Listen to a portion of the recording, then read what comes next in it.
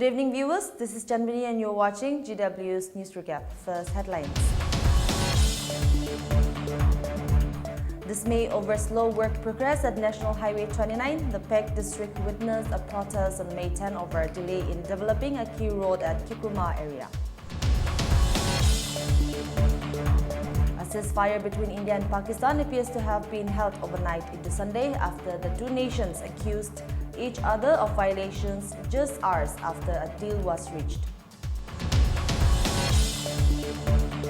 Robert Francis Prevost, 69, elected as 267th occupant of the throne of St. Peter, and he will be known as Pope Leo XIV.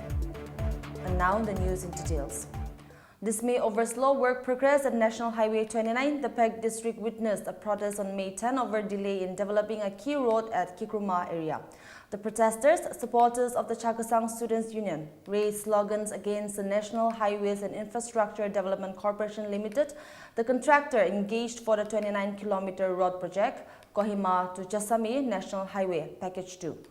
The highway, which connects Kohima to Jasami, is a vital route for the people of Kikruma, Peck, Maluri and Kifri districts. Locals have long suffered due to landslides, blockages and poor road connections that continue to hinder mobility and endanger lives. Despite repeated representations and a 7-day ultimatum issued on May 2nd, no tangible improvement has been made. The CSU had earlier locked the NHIDCL office in Futuro in October 2024 as part of its first phase of protest. Sarah also criticized the slow pace of work, citing a report of April 20 last year that backed physical progress at just 10.69%. Demanding immediate deployment of adequate machinery and manpower, the CSU warned of stringent protests if swift and concrete actions are not taken. Udaipur police have busted a multi-crore international cyber fraud racket involving a fake call center operating out of a hotel in the city and arrested 41 individuals, including youths from Nagaland, Manipur, Assam and Delhi. According to an Ahmedabad Mirror report, 9 of those arrested are women. Among those in custody, 4 Gujaratis have been identified as key operators of the racket. Police are now on the lookout for Dipu Patel of Ahmedabad, alleged to be the mastermind behind the operation. Patel, who reportedly had connections with senior Gujarat police officials, is currently absconding. An FIR registered at the Savina police station revealed that police received a tip-off about an illegal call center function from Hotel Sapphire in Udaipur's Than Gotka area. A raid was conducted and it was found that the premises had been leased to Patel. The racket targeted Canadian citizens, luring them with fraudulent offers of cashback on Amazon purchases. Victims were reportedly asked to scan QR codes, resulting in funds being diverted to cryptocurrency wallets linked to Tipu Patel. Police termed the operation as the first QR code-based scam of its kind that they have encountered. Officials noted that this raid reflects a disturbing trend. Fake call centers relocating operations outside Gujarat, often setting up base in rented hotels in other states. Investigation is ongoing and authorities are working to trace the mastermind and dismantle the whiter network behind the scam. A ceasefire between India and Pakistan appears to have been held overnight into Sunday after the two nations accused each other of violations just hours after a deal was reached. Days of cross-border military strikes had preceded the U.S. brokered deal, marking the worst military confrontation between the two rivals in decades.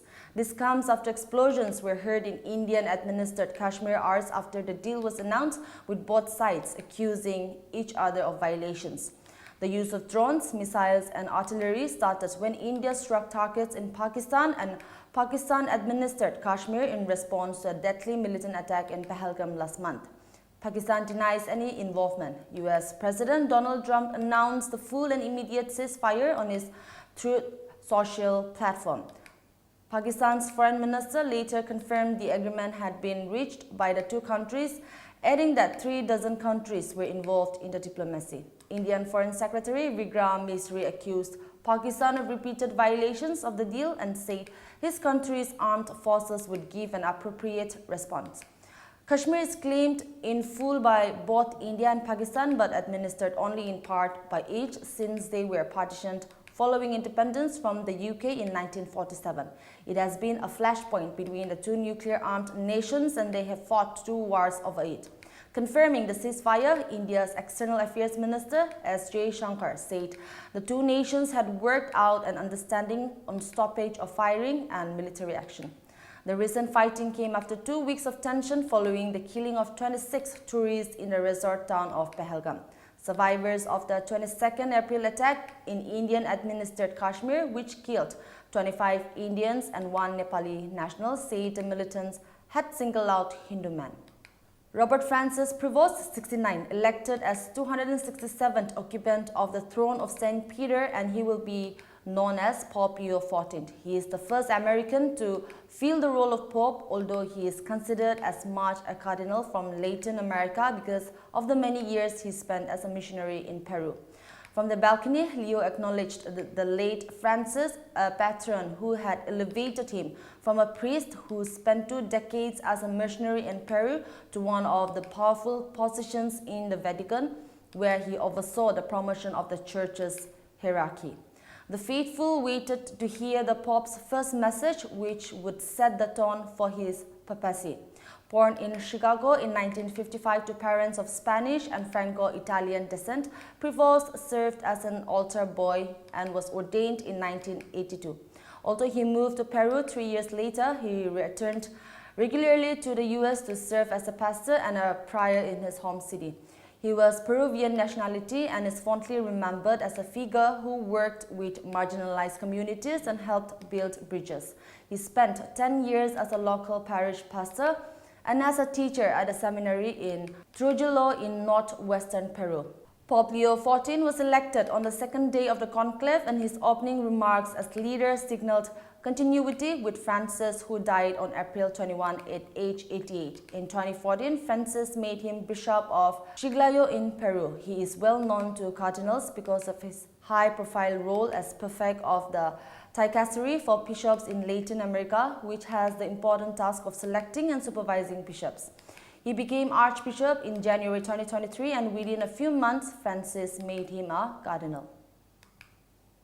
Israeli airstrikes overnight and into May 10 killed at least 23 Palestinians in Gaza, including 3 children and their parents whose tent was bombed in Gaza City, health officials said.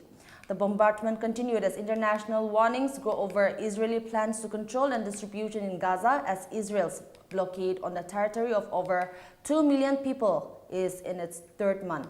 The UN and aid group have rejected Israel's aid distribution moves, including a plan from a group of American security contractors, ex-military officers and humanitarian aid officials calling itself the Gaza Humanitarian Foundation. Among the 23 bodies brought to hospitals over the past 24 hours were those of the family of 5 whose tent was struck in Gaza City's Sabra district, Gaza's health ministry said. Another Israeli strike May 9 hit a warehouse belonging to UNRWA, the UN agency for Palestinian refugees in the northern area of Jabalia. 4 people were killed, according to the Indonesian hospital where bodies were taken. AP video showed fires burning in the shattered building. The warehouse was empty after being hit and raided multiple times during Israeli ground offensives against Hamas fighters over the past year, said residents including Hamza Mohammed. Israel resumed its bombardment in Gaza on March 18, shattering a 2-month ceasefire with Hamas. Ground troops have seized more than half the territory and have been conducting raids and searching parts of northern Gaza and the southernmost city of Rafah. Large parts of both areas have been flattened by months of Israeli operations. The 19-month-old war in Gaza is the most devastating ever fought between Israel and Hamas. It has killed more than 52,800 people there, more than half of them women and children, and wounded more than 119,000, according to the health ministry. The ministry's count does not differentiate between civilians and combatants. Israel says it has killed thousands of militants without giving evidence. Well, that be it for this week's news recap. For more news and updates, keep watching Global Window. Good night.